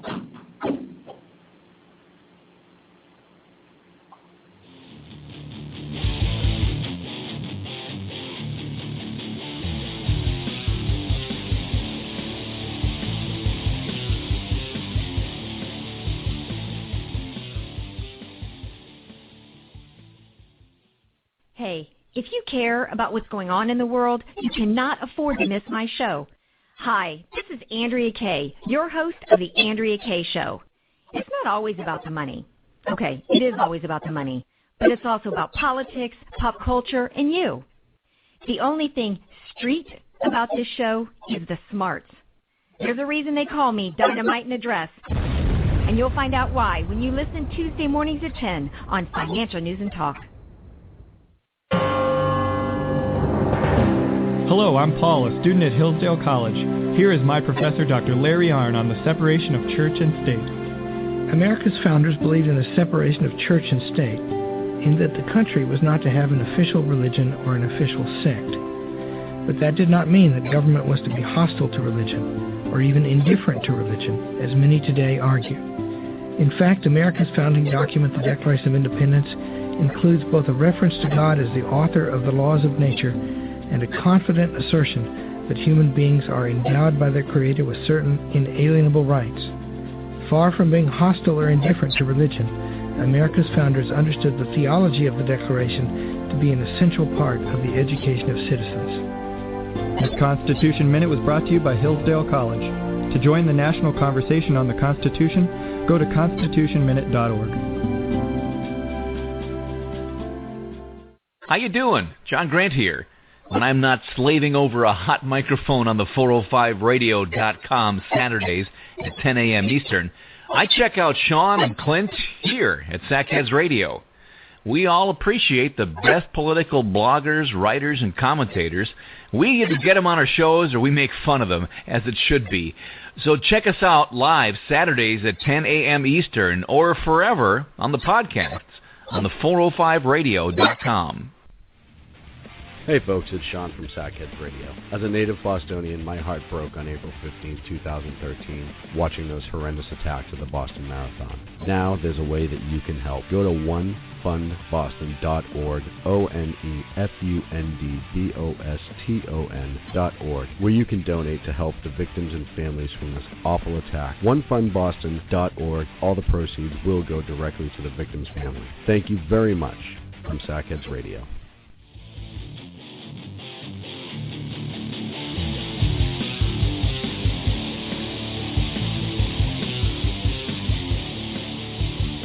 Now back to Clint and Sean on Sackheads Radio, radiating elegancy So then and quality.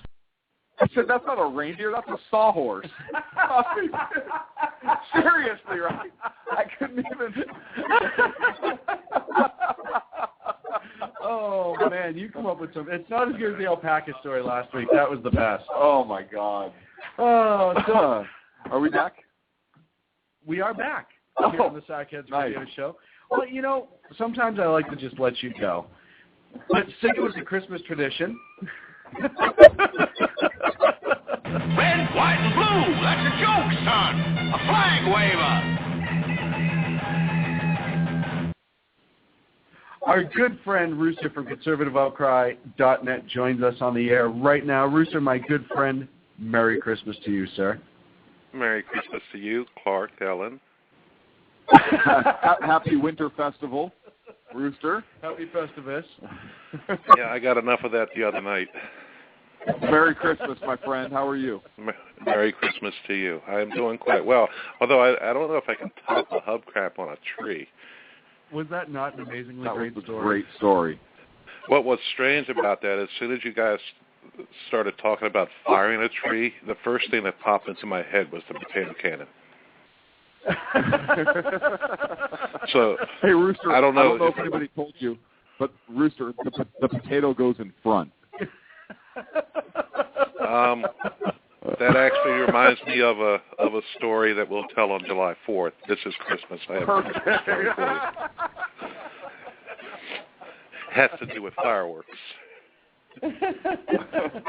So, Rooster, I've asked everyone else who's called in tonight. I got to ask you, what does Christmas mean to you, sir? Well, you know, much like you, I'm from an Irish family, except my house was the house, so everybody came to our house growing up, and we all drank until we were falling down drunk every Christmas. So it was an Irish Christmas. Yeah, that's what ours were. Yeah. You know, the thing about Christmas, though, it changes over the years. So, you know, when you're a dad, I mean, the thing that I remember the most, it's not when they're babies, it's when they're like 3, and they come downstairs and they see those toys, and you never forget that face. And then, the look of just, right? Yeah, pure joy. And then later, and I sent you a picture earlier, you know, my dad died in 97. He died 7 days before Christmas, so a week before Christmas, and we had to put off his burial until Christmas was over.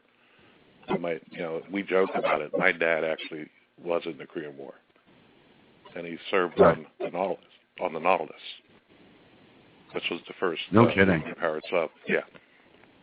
And I sent you a picture earlier.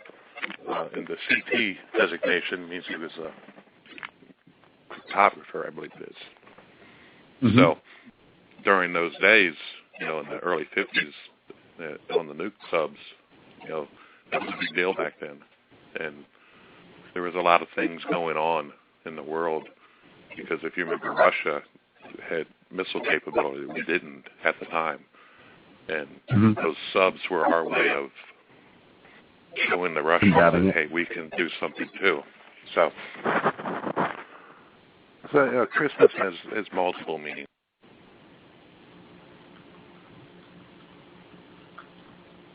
Rooster? Oh, that's too bad. I think we lost Rooster. Hopefully he'll call us back in a few minutes. We lost the call. Rooster, if you listen, please call us back. I want to hear the rest of your story. I really do. I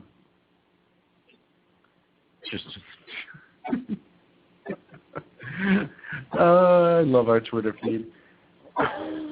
Sorry, some of the people that follow us are awesome.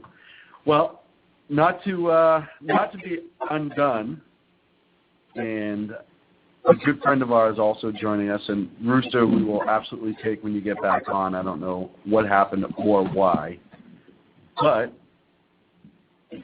man, I wasn't ready for us.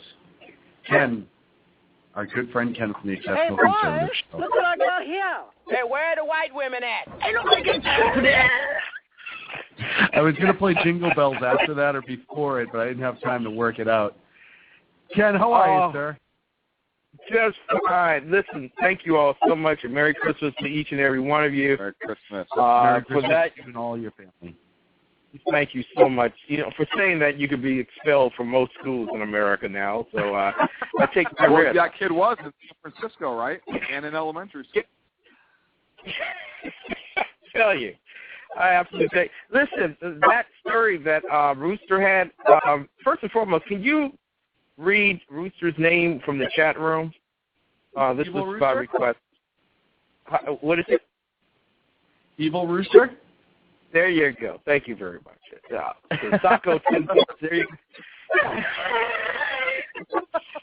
I want to hear the rest of that. I want to hear the rest of that story because, the only thing nautilus that ever happened to our family was probably at the gym. What's going on there, Tristan? Wow. And the hubcap story, oh, man, that was captivating. Wow. I'm telling you, I am now going out. I am going out on every highway around the city now, and I'm going to find me some hubcaps for my Christmas tree. Are you going to take a picture and send it to us? Please. Please do. Really will. Oh, like my wife would allow that one. Look at just for a minute. Just explain it to her. Listen, honey, this is something I have to do. Exactly. This is right. Just for a moment, if you don't knock the tree over. Hold on, fellas. Let me close the office door. Hold on. Okay. Listen, woman. The best part of that would be if you were trying to sneak it and do it while she wasn't home, just so it wasn't there. And then all of a sudden she came in and caught you as you're hanging a hubcap on the Christmas tree and taking the picture. The conversation that would follow would be worth every second. Hang on a second. Here's how you make it work. So you take a picture of you and your wife, right? And you turn the hubcap around so it's kind of curved out towards you a little bit, and you put the picture on the inside of the hubcap, which you have cleaned. You now have made your wife a homemade Christmas ornament, which is bigger than life because, like, your love for her, and you took the time and initiative to make something yourself. Thank you, Clint. Thank you. I'm You're going to welcome. explain it that way. I'm going to explain it that way, and she will appreciate me. And we will talk about that in divorce court. She will appreciate it. And then, when she doesn't, you look all hurt. Baby, I did this for you. I thought I wanted to have our own tradition. Right. Something that nobody else has. I couldn't afford to get you a new car, so I got you one piece of the car. Right. And every year and made an ornament with our picture on it to symbolize our love. It's round, like our ring. It's eternal. Every year I'll buy you another piece of the car and put it on the tree. Right. So the kids bring home 2 popsicle sticks and you freaking clap and go nuts over it. I give you a damn hubcap and I'm Hitler. What is this?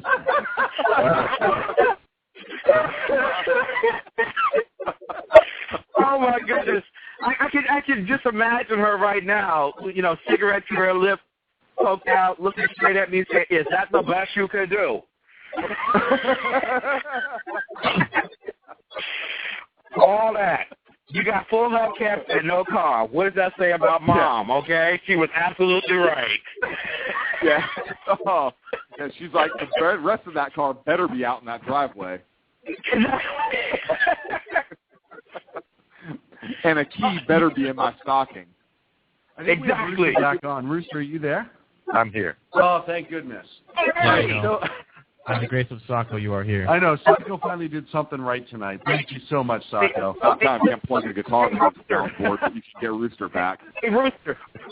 Rooster, I'll go to the back of the bus now that you're on.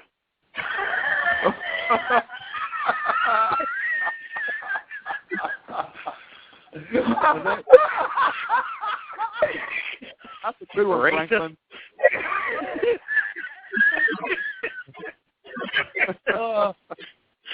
Merry Christmas, I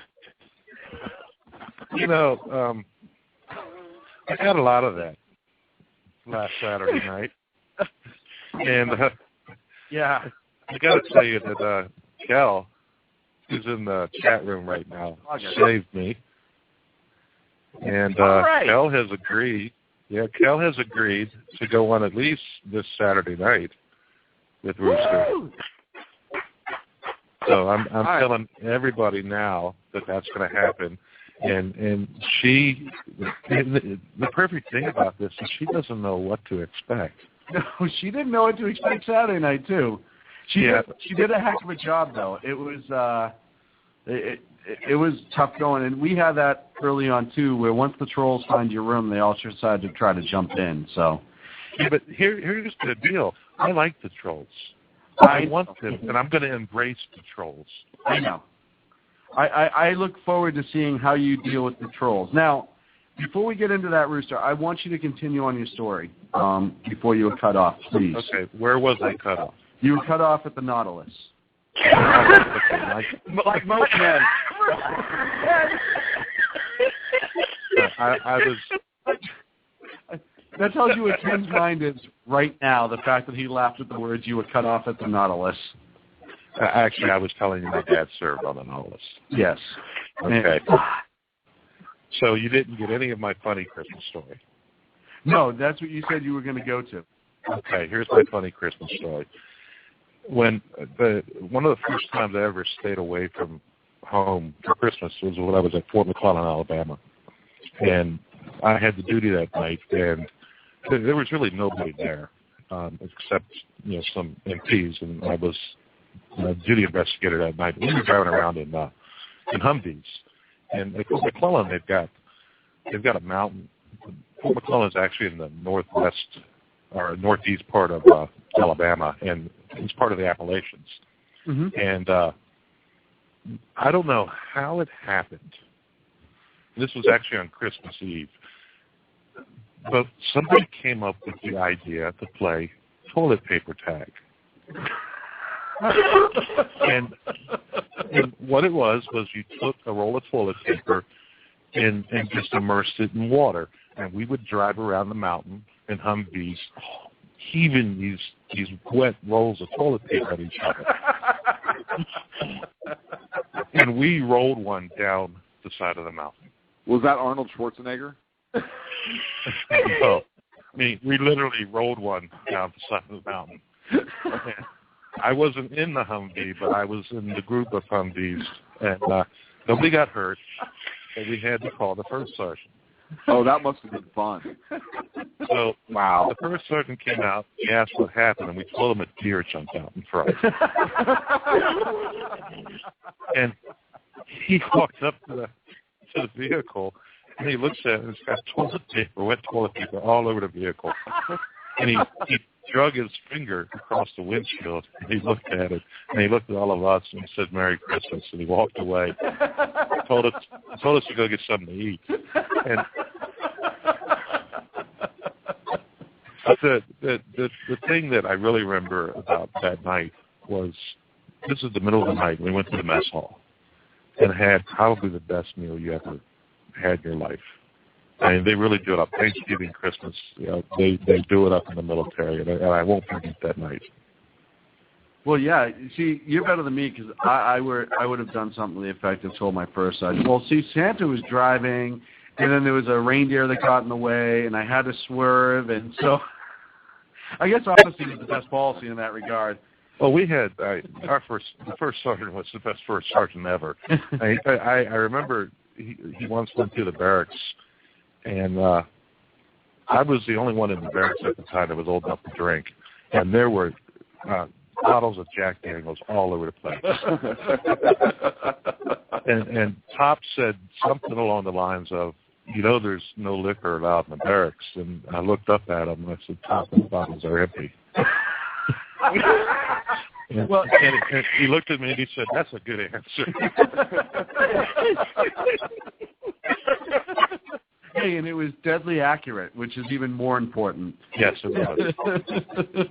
Rooster, I want to have Ken talk to us about Christmas for a second, but I want you to stay on the line as well. Okay. Hey, Ken, same question I posed to everyone else tonight. What does Christmas mean to you? Well, Christmas means this to me. This is from the second chapter of Luke. Bear with me, it's only 15 verses. In those days, Caesar Augustus, like it unto Barack Hussein Obama, issued a decree that a census should be taken of the entire Roman world. This was the first census that took place while Quirinius was governor of Syria, and everyone went to their own town to register.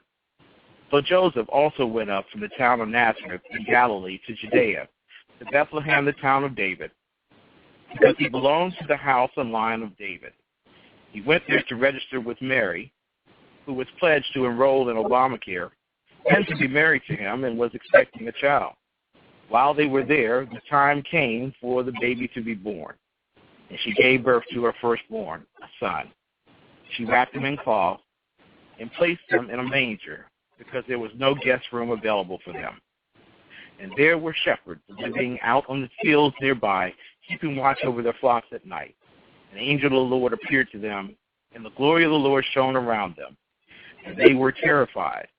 But the angel said to them, "Do not be afraid. I bring you good news that will cause great joy for all the people. Today in the town of David, a Savior has been born to you. He is the Messiah, the Lord. This will be a sign to you. You will find a baby wrapped in cloths and lying in a manger."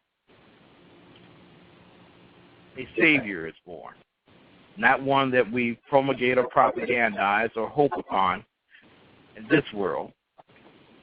We have a Savior who loved us so much from the beginning of time that he came not just to die, but to be resurrected for our very reconciliation with God. To me, Christmas means that there is always hope, there is always opportunity, and despite the tyranny and the errors of man, we got a God that loves us so much, he's willing to help us overcome them. That's what Christmas means to me.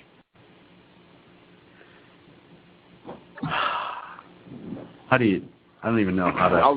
That was an outstanding reading, Ken. Thank you very much. And I do like the political interjections here and there also.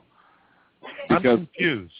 Are we talking about the Lord and Savior that Jamie Foxx was talking about on the BET Awards? Or the one from Barbara Walters? I'm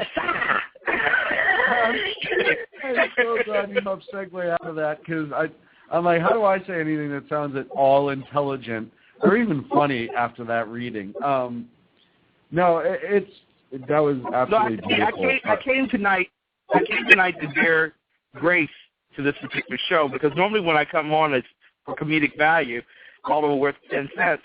But tonight I gave you $1 there, $1. There you go. So hopefully that was like $3. Yeah, thank you. It shows how much I care about your show. I was expecting the DC Ken, where they have a different word, and ho ho ho has a different meaning, but it's like hailing a tax.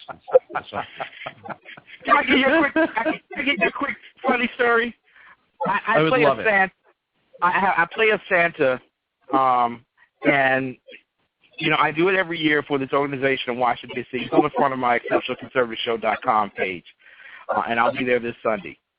But I asked my wife the first year, and she's been doing it with me ever since. For 3 consecutive years we've been doing it. I asked my wife to be Mrs. Claus for me, because I just thought it would be cool in an urban community that you saw a man with a woman instead of, by himself, and that they actually were married. So she consented, but she was under protest in terms of doing it. She wasn't totally happy with the whole idea because she doesn't mind going with me in public. She just doesn't want to acknowledge my presence. But we were sitting there. We were sitting there, and this little girl came up. She had to be no more than about 4 or 5 years old. She came up, and she looked at me, and she looked into my eyes, and my wife was noticing how she had that daughterly kind of look about her. And this is a young girl from a single-family household, impoverished accordingly. She looked up at me, and she had this great look on her face, and she said, "You know what? You're the real Santa Claus." I said, "Oh, thank you, baby." And she had turned to my wife and then looked at me and said, "You know what? If you come by my house, I'll give you all my cookies." So I gave her a little gift, and I let her down off my lap and sent her on her way. And then I turned to my wife and said, "If only all women would say that to a man." That's funny. There you go. So there you go. That's a quick one. Now I know why you don't want to hang that ornament on the tree. That will be the last straw. Yeah, I was going to say, now it kind of makes sense, but you got to do it anyways. I mean, really. Yeah. You got to take one for the team is all I'm saying. I'd triple dare you. A slight breach of etiquette going straight to dare you. If I do it, you know she wasn't home. So there you go. Well, gentlemen, both of you, because we are off next week, I wish you the merriest of Christmas to you and your family, and absolutely nothing but the best for you. Merry Christmas, both of you guys again, and thank you for all the support that you've given our show this year. Incredible friends. For all you do and for being good patriots. We thank you and salute you, gentlemen, both. Merry Christmas to you. Merry Christmas to you. And yeah, I hope you can listen. I hope you can listen to Kel and me on Saturday because I understand from good sources that we're going to listen into a discussion in the Kremlin. Really? Wow. Interesting. Well, I'm looking forward to that. Rooster. Well, interesting. If anyone can make it to the Kremlin, it's certainly Rooster. Rooster's bigger than the house ball. I do have a message for Sacco, and Merry Christmas to you. That blow-up doll exploded. I'm sorry. But we will work on getting you something bigger and better than that next season. Bigger and better. Well, hopefully you can get a tire patch kit and fix her, and maybe she can get the sound in the studio to work.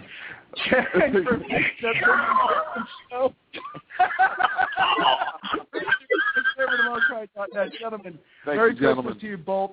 Thank you so much. Right for those Merry Christmas. I do want to touch on something real quick. I know we're getting up close to the end of the break. We do have one call that I do want to take. So okay, nope. I want to brief. Listen, there are several reports that I'm finding that are popping up from USA Today, SF Gate, and some others saying that the story about the fourth grader being suspended for saying Merry Christmas was in fact a hoax. Oh, and well that makes me feel a little bit better. And that school. USA Today did I think that the school doesn't even exist. There's another school with a similar sounding name that has been inundated with phone calls and so forth. So I just wanted to put that out there. Well, I hope that's the case. But we have a couple stories again, SF Gate and USA Today, that talk about the story being a hoax, but then the other source that we quoted in the story as saying that it was legitimate. But I haven't been able to find an Annan Elementary School in the city of San Francisco in the brief searching I've done since then, so I wanted to put that out in the sense of fair and responsible reporting. Well, I appreciate that, and obviously we'll follow the story to see if anything comes about. On the phone with us right now is no, it's actually Kel from the Red Fox Blogger. Kel, how are you? Good evening, gentlemen. I'm so sorry I'm late, but the few moments that I'm catching is that you guys are quite insane. Thank you. Listen, the left has been saying that about us for a long time. And I'm loving every minute of it. I just want to, Sean, thank you so very much. I'm going to listen to the show in archive. I had a personal issue tonight with my elderly dog, and that's why I was late tonight. But I am very excited to be here. And Rooster, I'm very excited that I will be sitting with you on your program Saturday evenings. I just wanted to get that in, and I want to wish everybody a wonderful, Merry, Merry, Merry Christmas. And Merry Christmas, Merry Christmas to you. to Thank you you so much. And your show is on Blog Talk as well, and on Saturday nights you're essentially producing and engineering for Rooster. You did an amazing job Saturday night on his first show back, and he definitely needs somebody who knows what the heck they're doing, because he doesn't, so he'll definitely benefit from you. Yeah, and obviously to kind of rein humility in a little bit. Yeah, just every once in a while, though, Kel, take it from us. We've been friends with Rooster now going on about 2 years. Yeah. You have to clap really loud and yell his name, or he will stray off. You know, it's just, unfortunately, at his age, these things happen. A cowbell works, but so does a shot caller. Oh, and one thing Rooster has to learn when he has a producer on board is check private messages. When I say, you have somebody here, you have somebody there. But that's okay. It's going to be very exciting working beside Rooster. It's going to be a wonderful, wonderful journey. And yeah, I have my own program, and I produce for EDL Radio, and I produce for the Cross in the Desert, and I produce for Restore Australia. I love my job. I truly love doing what I'm doing. And Rooster, I'm honored that you would ask me to be your producer. Well, you'll have a lot of fun. Rooster's a great guy. He's a great source of knowledge. He's very passionate, which is a blast. And he is passionate. Absolutely. Matter of fact, I'm pretty sure that's his drink at Starbucks. He gets the pink passionate tea or passionate tea. Oh, yeah. And whatever. Rooster? Yeah. Make sure you have the wine on my desk for me on Saturday, okay? Well, if that's how you take payment, send me an email, because yeah, hey, we could use the producer as well. Yeah, we don't have one, so I can pick up wine out here on the West Coast. I better let you go. Sean, you've got 2 minutes left. I better let you go. But guys, finally, one of our guests pays attention. Thank you so much. Merry Christmas. Merry Christmas to you so much. Merry Christmas, gentlemen. Talk to you soon. You got it. Hey, since she basically just turned us down for producing us, now is probably not a good time to mention that I'm going to Sonoma and Napa counties. Yeah, well, this weekend. That definitely is probably that's her loss. My friend, Merry Christmas to you. Merry Christmas to you. It has been a heck of a year. I do have an announcement to make. We are Sackheads Radio show. We are officially on iHeartRadio. Absolutely. You can iHeartRadio. You can go under shows, type in Sackheads or Sackheads Radio, do a search, create a Sackheads station. Our last few shows are on loop. When we go live, we will be able to go live, and you can catch us through iHeartRadio as well. So check us out, like us, give us a thumbs up. Absolutely. Share it with your friends. Share it with your enemies. That's actually even better. That's even better. The fact that we're awesome enough to even get on iHeartRadio is kind of a big deal. So Merry Christmas to you and your family. Merry Christmas to you and both of your families, Sacco. Bring yourself in here for a second, Sacco.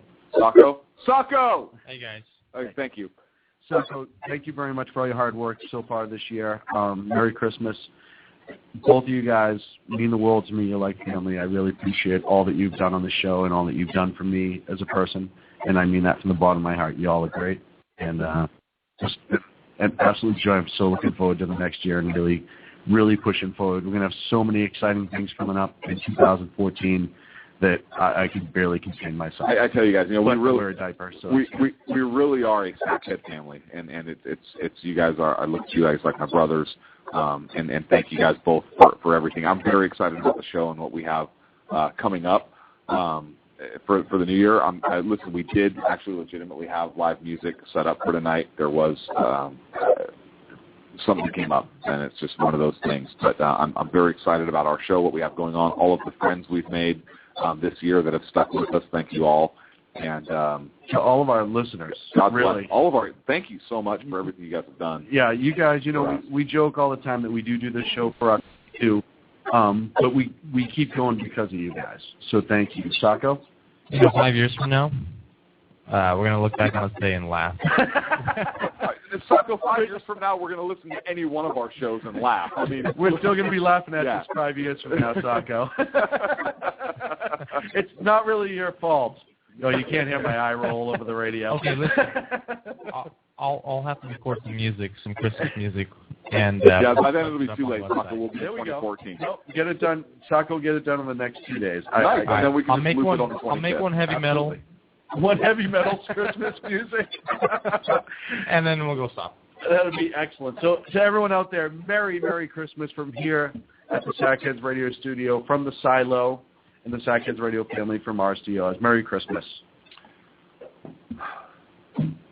My friend, Merry Christmas.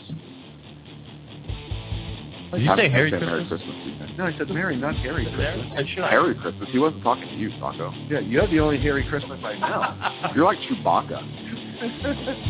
Seriously, what is that? What is that? What are you wearing? It's made out of husband material. Ho, ho, ho.